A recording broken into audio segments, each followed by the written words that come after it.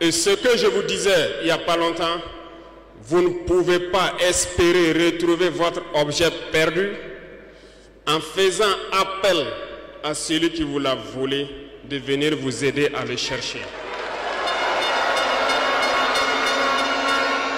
Dernièrement, certains ont décidé d'interdire l'exportation de certains produits alimentaires vers le Burkina Faso.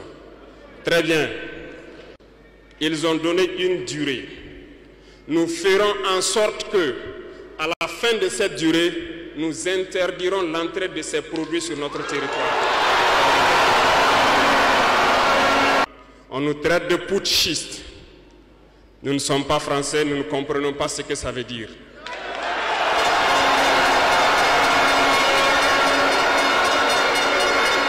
Et les valets locaux, qui sûrement ne comprennent même pas le sens profond du mot, nous appellent aussi putschistes. Très bien, on se l'approprie. Au fil de ces années, pour ce qui concerne le Burkina Faso, vous avez dû remarquer, tous les corps ont été déstructurés. Plus d'entraînement, plus rien pour l'armée. Ils ont imposé dans tous nos états-majors, toutes nos écoles et toutes nos structures stratégiques ce qu'ils ont appelé des conseillers militaires. Lorsque nous nous sommes révoltés le 30 septembre 2022, la première des choses était de chercher à savoir qui sont ces conseillers militaires et où ils étaient. Nous avons donc pu identifier que le mal est profond. Et la première des choses était de leur demander de quitter notre armée.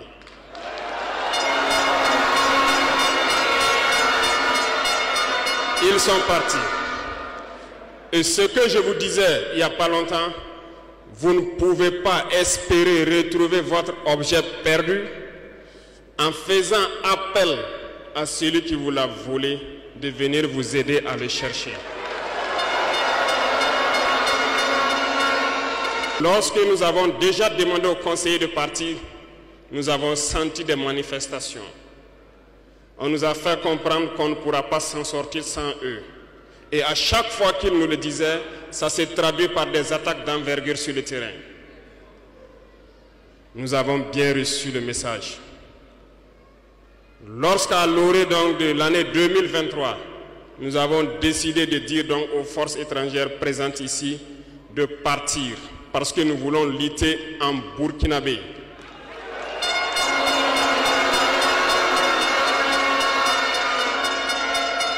Ils ne l'ont pas sûrement apprécié. Mais pourquoi venir mourir sur nos terres pour nous? Nous préférons combattre nous-mêmes. Nous avons demandé à ce qu'ils retournent chez eux. Malheureusement, je vous le dis ici aujourd'hui, comme j'aime le dire, la colonisation est rentrée. Il y a des esclaves de salon qui n'ont toujours pas compris. En son temps, des officiers militaires nous ont écrit et nous ont approchés pour nous dire que c'était une très mauvaise décision et que nous n'allons pas tenir 2 mois. Des fiches ont été écrites. On nous a transmis ces fiches pour nous faire une analyse stratégique de leurs pensées.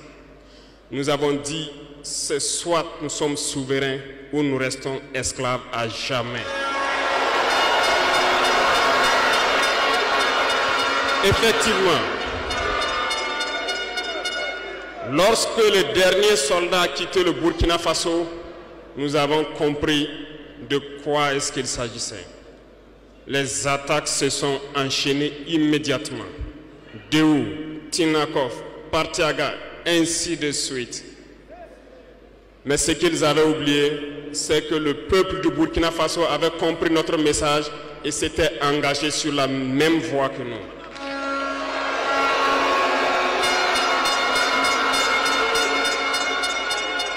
Nous nous sommes réorganisés rapidement et subitement, nous avons constaté que toutes les cellules dormantes terroristes se sont réveillées au Burkina Faso. On a réorganisé l'armée au plus vite, à une vitesse inégalée. Nous avons créé plusieurs unités. Et même si plusieurs autres sont à venir, nous les avons équipés. Et aujourd'hui, cet équipement se poursuit parce que dans les jours à venir, les mois à venir, ce que vous allez voir venir au Burkina Faso doit faire de notre armée une puissance à craindre.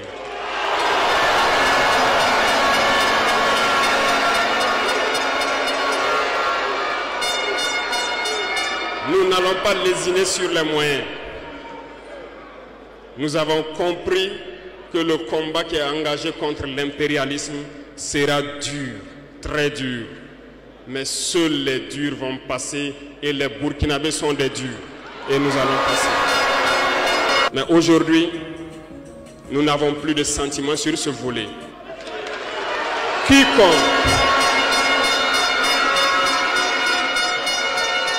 Quiconque va trahir sa patrie au profit de l'impérialisme, il sera traité comme tel.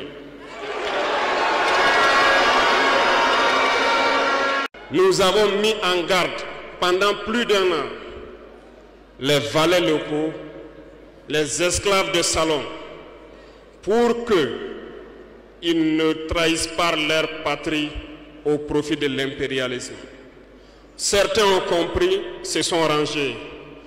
D'autres n'ont pas compris, peut-être se croyant plus malins. Mais aujourd'hui, nous n'avons plus de sentiments sur ce volet.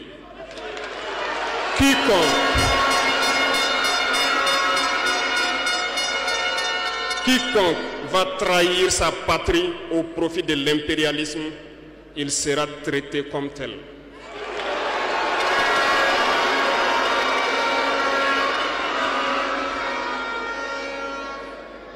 Revenant à notre fameuse CEDEAO, depuis que nous avons décidé de quitter la CEDEAO,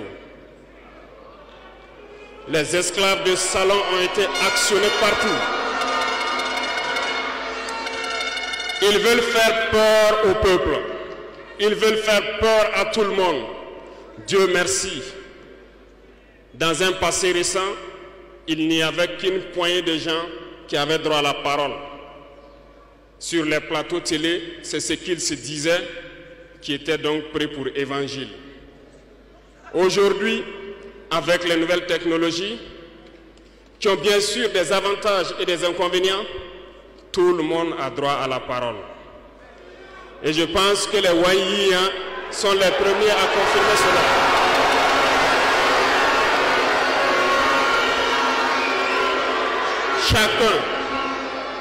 Chacun peut faire son analyse sur une situation. On peut certes se tromper, mais lorsqu'on vient vers nous pour comprendre, nous sommes bien ouverts pour vous expliquer les démarches. Ici, nous allons vous expliquer pourquoi nous avons quitté cette CEDEAO et vers où nous partons.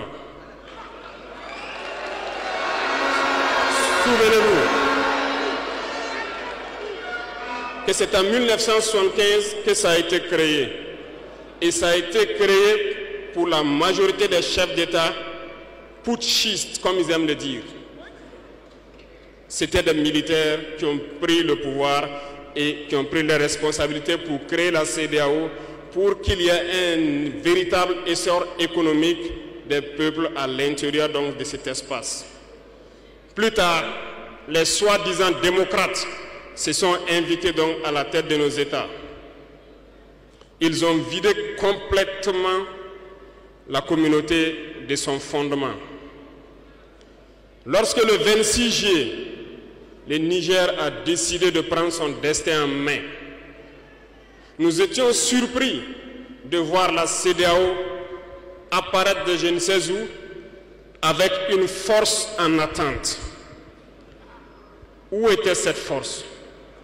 Lorsque des milliers et des milliers de Nigériens étaient tués par les terroristes, où était cette force lorsque des milliers de Maliens, de Burkinabés mouraient sous les balles des terroristes? Ils ont dit que par la force, ils allaient déloger donc les vaillants fils du Niger qui ont pris le destin en main du pays. Croyez-vous que ce sont des femmelettes qui sont au Niger? Il y a des combattants là-bas. L'armée nigérienne est guerrière. Ils combattent depuis des années. Ce n'est pas une armée de défilé ou une armée de maintien de paix. Et les armées de l'AES ont décidé de s'unir. Nous attendons cette force en attente.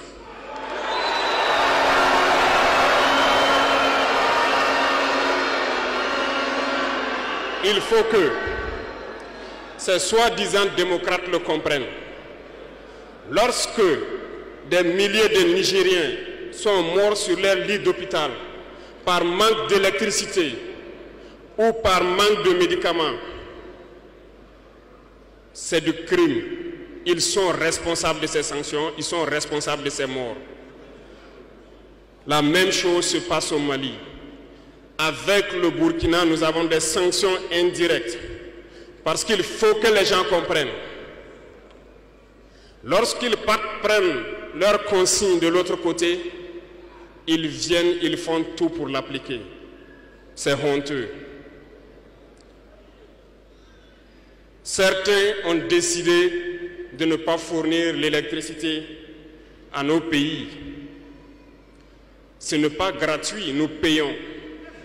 Et ça contribue à leur économie.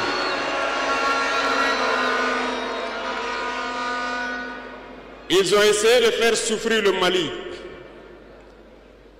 Et bien sûr, en faisant fi de tous les textes et de ne plus donner l'électricité au Mali, espérant que la population se révolte. Ça ne marche pas. Lorsque ça a duré, certains étaient obligés de faire payer leur propre peuple en augmentant le coût de l'électricité. Ça va encore augmenter.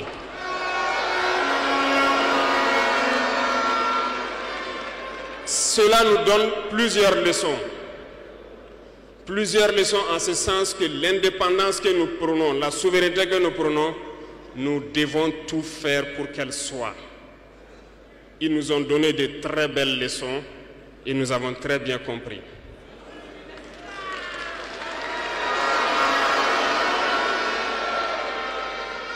Certains ont fermé leurs ports, ce qui d'ailleurs va à l'encontre de tous les textes internationaux parce qu'on ne peut pas fermer les ports à un pays sans littoral. Ils l'ont fait, ils ont violé les textes. La communauté internationale n'a pipé mot. Personne n'a parlé dans la CEDEAO. Mais dans les ports, nous ne faisons pas transiter nos marchandises gratuitement. Nous payons.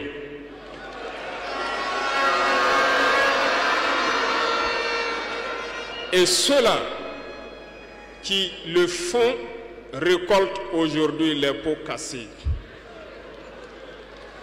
Et je pense que c'est une leçon pour eux aussi, qu'il ne faut toujours pas appliquer les consignes de leur maître. Il faut qu'ils le comprennent pour toujours. La CEDEAO n'a jamais fait un communiqué pour féliciter une victoire de nos armées.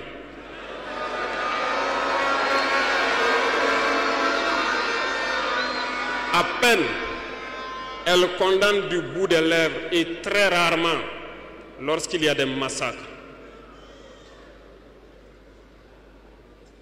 Où est cette CEDEAO des peuples?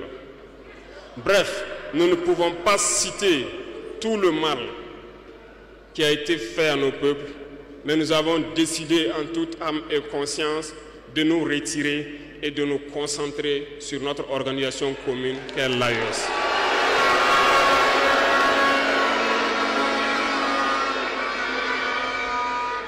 Retenez que il n'y a pas de peur, parce que en prospectant et en nous mettant au travail, nous avons remarqué une chose. Dernièrement, certains ont décidé d'interdire l'exportation de certains produits alimentaires vers le Burkina Faso. Très bien. Ils ont donné une durée. Nous ferons en sorte que, à la fin de cette durée, nous interdirons l'entrée de ces produits sur notre territoire. Thomas Sankara disait que l'esclave qui n'est pas capable d'assumer sa révolte ne mérite pas que l'on s'apitoie sur son sort. cet esclave répondra seul de son malheur s'il se fait les illusions sur la condescendance suspecte d'un maître qui prétend l'affranchir. Seule la lutte libère. Et je m'en vais vous dire que si pour se libérer, un esclave se fait des illusions sur la providence d'une croyance que son maître lui a imposée pour le maintenir dans les ténèbres, il se fout le doigt dans l'œil. Il restera à jamais aveugle dans les ténèbres et ne verra jamais le jour. C'est un message à toute l'Afrique. Et le Burkina Faso est solidaire et soutient tous les peuples d'Afrique qui souffrent le martyre.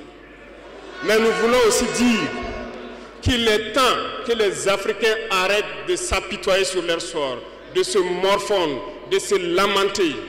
Il faut lutter. Ça ne viendra pas du ciel tout seul. Il faut lutter d'abord et Dieu va vous aider. Et le Burkina Faso est prêt à aider tous les peuples qui vont mener cette lutte.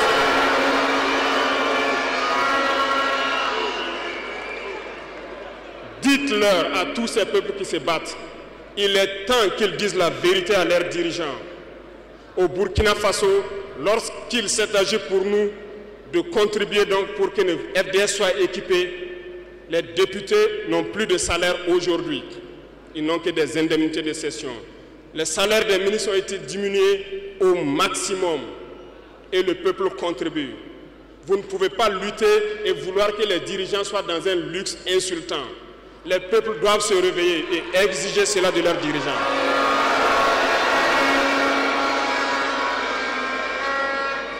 Et pour terminer, je lance donc un appel à tous les peuples de l'AES, à travers vous, pour qu'ils restent unis et solidaires. Toute souffrance a une fin. La lutte que nous avons engagée est dure. Mais il faut rester la tête sur les épaules parce que l'arme fatale de l'impérialisme reste la manipulation à travers la communication. Sachez reconnaître les valets locaux. Sachez reconnaître les esclaves de salon. Sachez reconnaître tout ceux-là qu'on soudoie pour venir vous vendre de fausses informations. Pour vous-même, restez serein et ne vous divisez pas. Parce que l'impérialisme a 1000 manèges dans son sac. Vous devez être vigilant. Vigilant et très vigilant. Merci à vous les VDP donc des différentes villes qui veillent jour et nuit pour que notre patrie reste debout. Et donc rendez hommage tous les jours aux FDS et aux VDP qui se battent au front. Merci beaucoup pour votre attention. Merci à tous ceux qui se sont déplacés ici pour que nous puissions nous entretenir. Merci à ceux qui sont dehors, qui n'ont pas pu accéder. La patrie ou la mort, nous